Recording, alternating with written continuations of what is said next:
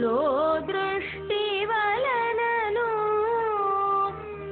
అద్వైతమగు నిజాహం జ్యోతిగా చుట హరయ భూమధ్యము నరుణాద్రి దీపదరిశనమై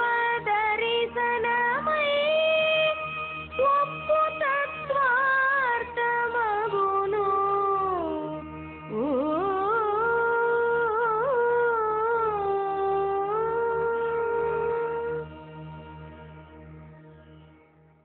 ప్రాణం అయిపోయింది, ఆనందమయ కూడా అయిపోయింది. కానీ ఆనందమయలో నిలబడాలి. ఆనందమయ కోసం సంగతి నేను అనేది నిజమైన నేను కాదు, దొంగ నేను అని అంటున్నారండి. నేను ఎక్కడున్నాను అని ప్రశ్న వేసుకుంటే నిన్న మనం తేల్చేసాం కదా. ఎక్కడున్నాను నేను? ఎక్కడున్నావా నువ్వు? భరత్ శివ ఎక్కడున్నారు? శరీరం లోపల ఉన్నారా బయట ఉన్నారా? బయట లోపల ఎక్కడున్నావు? లోపల ఉన్నావా? అప్పుడు లోపల ఉన్నాము అని అనుకుంటాం. ఎందుకంటే శరీరం ఉన్నది, ఈ శరీరం లోపల ఉండి నేను మాట్లాడుతున్నాను అని మనం అంటాం. కానీ యోగులు చెప్తున్నారు ఈ శరీరం నా లోపల పడిందే అంటున్నారు. మైండ్ మనసు ఎక్కడుంది అంటే ఇదిగో ఇక్కడెక్కడో ఉంది లోపల అని అంటాం. కాదు, మనసులో నువ్వు పడున్నావు అని అంటారు. చాలా విచిత్రం. అంతేకాదు ఈ ప్రపంచం ఎక్కడ ఉంది అంటే ఇదిగో ఇక్కడ కనిపిస్తుంది కదా అంట. అక్కడ లేదా ఈ ప్రపంచం, నీ లోపల ఉన్నది అని. విశ్వం దర్పణ దృశ్యమాన నగరి నిజాంతర్గతం అని దక్షిణామూర్తి శ్లోకంలో చెప్తుంది. విశ్వం దర్పణ దృశ్యమాన నగరి, ఇది అద్దములో బొమ్మ ఎలా కనిపిస్తుందో అలాగా నీ లోపల కనిపిస్తుందండి ఇదంతా అంటే. చాలా విచిత్రంగా కనిపిస్తుంది. మనం ఇక్కడ చూస్తున్నట్టు మనకు తెలుస్తూ ఉంటుంది. కానీ ఆయన ఆ విధంగా చెప్తున్నాడు. కాబట్టి ఆయన ఏదో తెలివి తక్కువగా నేను చెప్తున్నాను, మనం ఏదో తెలివి తక్కువగా వ్యవహారం జరుగుతున్నారు మన దగ్గర. అది ఎట్లాగా తేలుతుందంటే ఇప్పుడు భౌతికవాదులు వీళ్ళు శాస్త్రవేత్తలు, వీళ్ళు యోగులు చెప్పేంత ఒప్పుకోరు. వాళ్ళు ఏం చెప్తున్నారు చూడండి. ఇది కన్ను, మన కన్ను నిర్మాణంలో ఉంటుంది. ఇక్కడ క్యాండిల్ పెడితే ఇక్కడ లెన్స్ ఉంటుంది. ఈ క్యాండిల్ వచ్చి తిరగరెట్టి పడుతుంది, తలకిందులుగా పడుతుంది. ఎక్కడ దీన్ని రెట్టినా అంటారు, లోపల స్క్రీన్ లాగా ఉంటుంది. క్యాండిల్ ఉంది,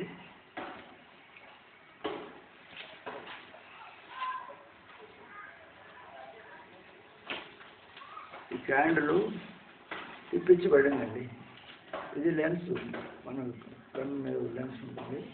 ఆ లెన్స్ దీన్ని దాని గుండా వచ్చి ఇక్కడ తలకిందులుగా పడుతుంది. దీన్ని రెటీనా అంటారు, కనుక స్క్రీన్ అనమాట క్యాండిల్. ఇది రెటీనా, ఇది క్యాండిల్. అలాగే ప్రతిదీ ఇందులో ఒక టాయ్ బ్యాగ్ ఉంది, ఎలుగుబండి బొమ్మ తలకిందులుగా పడుతుంది. ఇది రెటీనా, ఇదేమో లెన్స్. కానీ ఈ కన్ను ఏం చెప్పదు ఇది ఏమిటి క్యాండిల్ అని కానీ ఇది బొమ్మ అని కానీ ఏం చెప్పదు.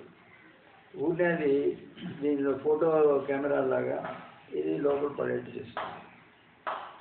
కన్ను మనకి ఏం చెప్పదు. ఇది వచ్చిన తర్వాత ఈ రెటినా దగ్గర నుంచి ఒక నరం పోతుంది, దాన్ని ఆప్టికల్ నర్వ్ అంటారు. కనిపిస్తుంది ఇందులో ఇదిగో ఈ మాదిరి వేసుకుంటారు. ఈ రెటినా దగ్గర నుంచి అది ప్రయాణం మొదలుపెట్టి మెదడు దగ్గరికి పోతుంది. మెదడులో వేరే వేరే భాగాలు ఉంటాయి. అందులో ఈ చూపుకు సంబంధించింది సీయింగ్ ఇక్కడ ఉంది. ఇక్కడుండే భాగానికి ఈ సందేశం తీసుకెళ్తుంది. ఇక్కడ నుంచి బొమ్మ కూడా వెళ్ళదు, ఒక ఎలక్ట్రానిక్ మెసేజ్ వెళ్తుంది. ఇవన్నీ వైర్లాగా నరాలు ఉంటాయి. ఆ నరాల్లో ఈ మన టెలికమ్యూనికేషన్ సిస్టమ్ లాగా సందేశం పోతుంది, ఎలక్ట్రానిక్ మెసేజ్ పోతుంది. మెదడులో ఈ ప్రాంతంలో ఉండే జీవకణాలు తీసుకెళ్ళి ఇస్తుంది. ఇదేనా ఇక మెదడు ఇది. ఈ మెదడులో ఈ భాగంలో ఉందంట. ఇక్కడ నుంచి ఈ నరాలు ఇక్కడికి తీసుకొని వస్తాయి, ఆప్టికల్ నర్వ్స్.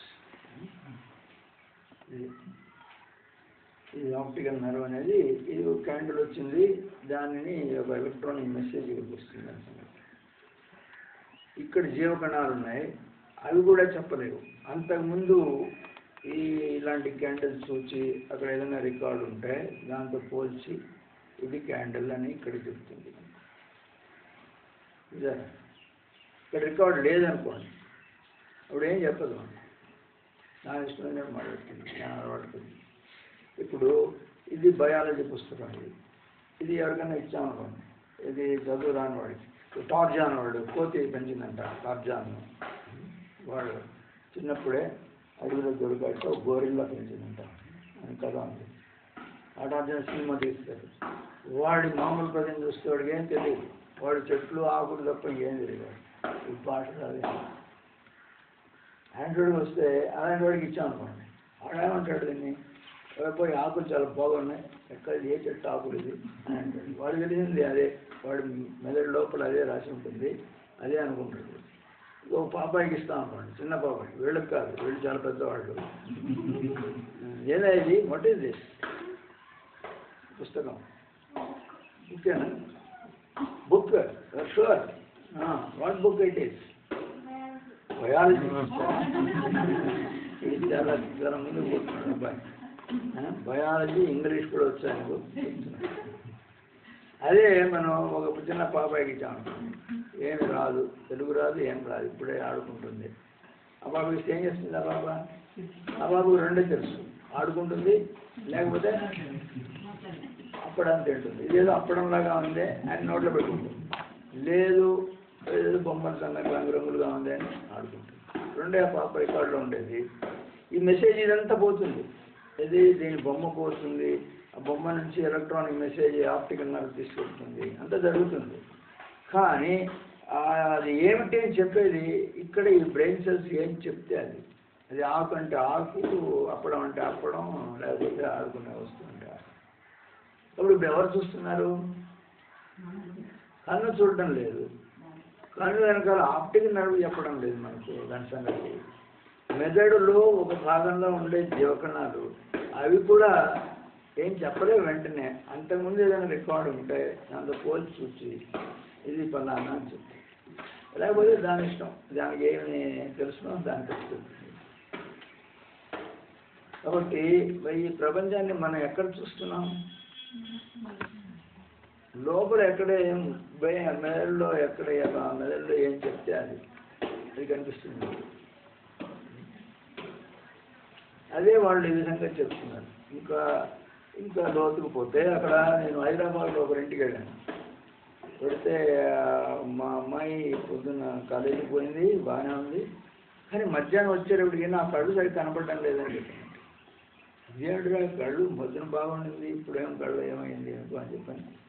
ఐ డాక్టర్ దగ్గర తీసుకెళ్ళారు, కంటి డాక్టర్ దగ్గర తీసుకెళ్ళారు. ఆయన పరీక్ష చేసి ఈమె కన్ను బాగానే ఉంది, కానీ మీరు నరాల స్పెషలిస్ట్ దగ్గర తీసుకెళ్ళండి అన్నారు. ఇదేంటి కళ్ళ డాక్టర్ దగ్గర తీసుకొస్తే నరాల స్పెషలిస్ట్ న్యూరాలజిస్ట్ వెళ్ళిపోమంటున్నాడే అని. సరే అక్కడికి పోయాడు. అక్కడికి పోతే ఆయన పరీక్ష చేసి, అయ్యా ఇక్కడ ఆప్టికల్ నర్వ్ దెబ్బతింది చూసాం కదా, ఆప్టికల్ నర్వ్ వెనకాల అదేదో దెబ్బతిందంట, ఒక వారం రోజుల్లో బాగవుతుంది, నేను న్యాయం చేస్తాను అని చెప్పాడు. సరే ఆప్టికల్ నర్వ్ దెబ్బతింది, దాన్ని రిపేర్ అవుతుంది వారం రోజుల్లో. ఆయన జర్నలిస్ట్, ఆ ఫాదర్, వాడికి అర్థం కాలేదు, వాడికి క్యూరియాసిటీ కదా, పోయి అడిగాడు, ఏమైందా బాబు, పొద్దున బాగానే ఉండింది, పైన మధ్యాహ్నం కన్ను బాగాలేదంటే, కన్ను డాక్టర్ ఏమో నాకు తెలియదు, బాగానే ఉంది కన్ను, నువ్వు అక్షమంటున్నాడు. అంటే ఏం జరిగిందో నాకు తెలీదు, మేము న్యూరాలజిస్టే, ఎక్కడ దెబ్బతిందో తెలుస్తుంది, కానీ ఎందుకు అలా అయింది, ఏమైంది అక్కడ అంటే మాకు తెలియదు, కానీ ఇలా జరుగుతుందని, దీనికి విరుగుడు ఉన్నదని, మందు ఉన్నదని మాత్రం తెలుసు, వారం రోజులు బాగవుతుందని చెప్పి. అంటే ఏమైంది, ఈ లెన్స్ బాగలేకపోతే, కంటి లెన్స్ బాగలేకపోతే నాకు కనపడదు. ఇప్పుడు ముసలివాడు కన్నద్దాలు పెట్టుకుంది, ఏమైందంటే ఈ లెన్స్ సరిగ్గా లేదంట, అప్పుడు ఇంకో లెన్స్ పెట్టుకున్నాడు. ఆ కన్నద్దాలు అనేవి లెన్స్లే, భూతద్దాలు. మరి వేరే ఇక్కడ ఈ శక్తి చాలడం లేదు, వేరే శక్తివంతమైన లెన్సులు పెట్టాలా కనపడడానికంటే. ఇక లోపల ఈ రెటీనా చెడిపోతే, ఈ స్క్రీన్ లాంటి రెటీనా ఏదైనా మిస్టేక్ అయితే అప్పుడు మనకు విషయం తెలియదు. చూస్తాం కానీ అక్కడ సరిగా రిసీవ్ చేసుకోవడం లేదు, కాబట్టి విషయం తెలియదు. ఇదంతా బాగానే ఉంది, కన్నంతా వ్యవస్థ బాగానే ఉంది. వెనకాల ఈ ఆప్టికల్ నర్వ్ దెబ్బతింటే అప్పుడు కూడా మనకు కన్ను తెలియదు, చూడలేము, చూసినాయని చెప్పలేము. మరి ఈ నర్వ్ కూడా బాగా ఉంది, ఈ మెదడులో ఉండే జీవకణాలు ఏదైనా దెబ్బతింటే అప్పుడు కూడా మనకు వ్యవహారం వెళ్ళిపోతుంది, మనకు తెలియదు ఏం చూస్తున్నాం. బొమ్మ వస్తుంది, ఆ నర్వ్ మెసేజ్ తీసుకొస్తుంది, మెదడు దగ్గరికి అంతా జరుగుతుంది. కానీ మెదడులో ఆసామి సరిగా లేడు, ఇక్కడ రిసీవ్ చేసుకునే జీవకణం, అప్పుడు తెలియదు. ఒకవేళ అక్కడికి వచ్చింది, మెసేజ్ వచ్చింది, కానీ అక్కడ బోల్డ్ రికార్డ్ లేదు, ఇది ఫలానా అని చెప్పేటటువంటి దానికి ఆస్కారం ఏం లేదు అక్కడ. లేకపోయేటప్పుడు అప్పటికి కూడా మనకు తెలియడం లేదు. కాబట్టి ఇప్పుడు వాళ్ళు చెప్పేది కూడా ఈ ప్రపంచం ఊరినే కంట్లో చూస్తాము అని అంటాం, బయట ఉందని. బయట కాదు ఉండేది, లోపల ఏం చెప్తే అది కనిపిస్తుంది. కాబట్టి అలాగే మిగిలిన విషయాల్లో కూడా జరుగుతూ ఉంటుంది. మనం చూస్తాము, మనుషుల్ని చూచి వెంటనే ఏదో ఇంప్రెషన్ వస్తుంది. తెలిసిన వాడైతే వాడు ఏదో అన్నాడు నన్ను దుర్మార్గుడు, ఇంకా అంతే, వాడు కనపడింది సార్ దుర్మార్గుడు అండి. వాడు ఏంటంటే వాడు తెలియదు నిజానికి, కానీ ముందులో రికార్డు ఉంది లోపల. వీళ్ళు ఇప్పుడు నన్ను తిట్టాడు, వీడు అందులో ఆడపిల్లకాయల మీద తిట్టాడు, దుర్మార్గుడు, చాలా దుర్మార్గుడు అని ఒక ఇంప్రెషన్ పడిపోయింది లోపల. ఇంకా అది వాడి జీవితంలో కార్య అవుతుంది. 10 ఏళ్ల తర్వాత వాడు కనపడ్డా కూడా దుర్మార్గుడు అంటే అంటాడు. ఇప్పటికి ఎంతో తేడా ఉన్నా కూడా ఏం తెలియదు. అంటే మనం ఏం చూస్తామంటే మన లోపల ఆసారం ఏం చెప్తే అది చూస్తాం. లోపల లేదనుకోండి, మంచి చెడు, మనం ఏం చూడం. ఇంకొక ఉదాహరణ మొన్న కూడా చెప్పాను. ఇప్పుడు వీళ్ళున్నారు భరత్ అండ్ శివ, వాళ్ళకు దొంగలు అదంతా ఏం తెలియదు, అమాయకంగా పెరిగారు ఇంట్లో, అందరినీ సమానంగా చూస్తారు. ఇప్పుడు నిజంగా ఒక దొంగ వచ్చాడు అనుకోండి, వాడి చూపులో ఏదో తేడా కనిపిస్తుంది మనకు, ఆయన జాగ్రత్తగా ఉండాలి, వీడు ఏదో అటు ఇటు చూస్తున్నాడు అని మనం అంటాం. కానీ వాళ్ళు ఏమన్నారు, అంకుల్ వచ్చాడా అని అంటాడు. అంకుల్ వచ్చాడు, అంకుల్ ఏదైనా అడిగితే ఇచ్చేస్తాడు, ఇది పో పర్వాలేదు మాకు. ఆయన కథ చెప్పాను కదా, శంకరాచార్య మీ జీవితంలో ఏదన్నా కొన్ని ముఖ్యమైన విషయాలు చెప్పండి మీ అనుభవాలు అని అంటే ఆయన అనుభవం రాసి ఇచ్చాడు. ఆయన చిన్నప్పుడు పాపాయిగా ఉండేటప్పుడు బంగారు గాజులు పెట్టారట, నగలు పెట్టారట, అరుగు మీద కూర్చొని ఆడుకుంటున్నాడు. ఇంత లోపల ఒక ఆయన వచ్చాడు, వచ్చి చూశాడు ఎవరు లేరు అక్కడ, చిన్న పాప మాత్రం ఉన్నాడు, ఆడుకుంటున్నాడు, బంగారు వస్తువులన్నీ ఉన్నాయి.